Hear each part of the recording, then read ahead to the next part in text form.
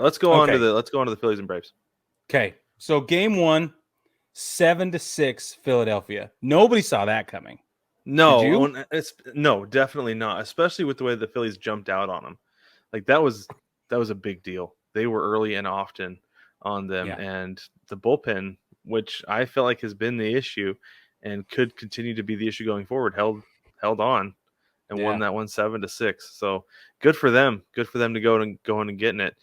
Game 2, the Braves did win that one 3-0, and Brian Right. Snitker came out and said, "We don't need a bye week. We shouldn't be taking a bye week." I don't think you'd be saying that if you'd won game 1, though. Right. And he's just sore because of the rust versus rest conversation. I think Well, he that's doesn't what it like spring is. training either. He's kind of a Scrooge, Yeah. Yeah. You're right. kind of a Grinch. You're right. But ultimately, what it comes down to for me is that Max Fried lost it Yeah, in game 1. That's really what it comes down to. Is Max Fried he had 8 hits, 6 runs, 1 walk, and only 2 strikeouts in 3 1/3. that's the number right there. 3 1/3. 3 1/3. The Yeah. fact that he only barely made it into the 4th. That's a huge deal.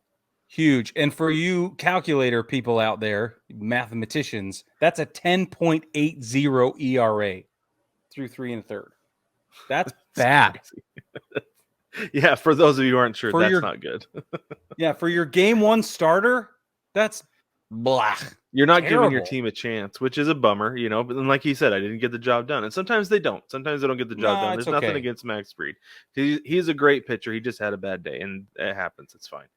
But So I then it expect him to becomes come back and be better if there's a game 5. totally.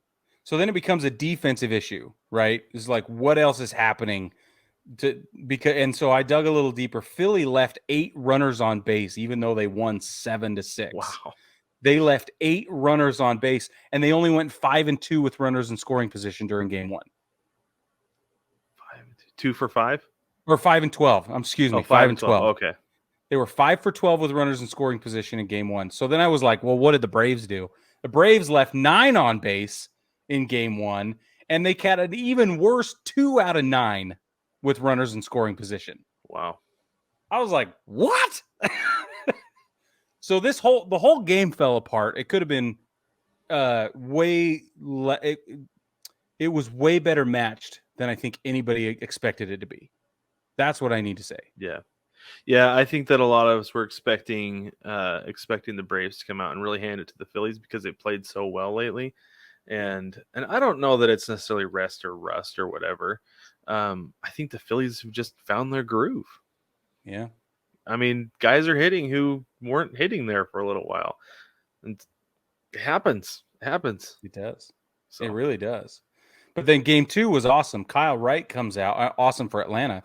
Kyle Wright comes out, 6 innings pitched, 2 hits, 0 runs, 1 walk, and 6 strikeouts. And then the rest of the Atlanta pitching held the Phils to just 3 hits over the rest of over 9 innings. They had 3 hits the whole time. 2 hits were Kyle Wright's, and then the rest of the bullpen gave up 1 more hit the rest of the time. nice. But only 2 more strikeouts. So that goes to show that the defensive fielding capabilities are unbelievable. Yeah.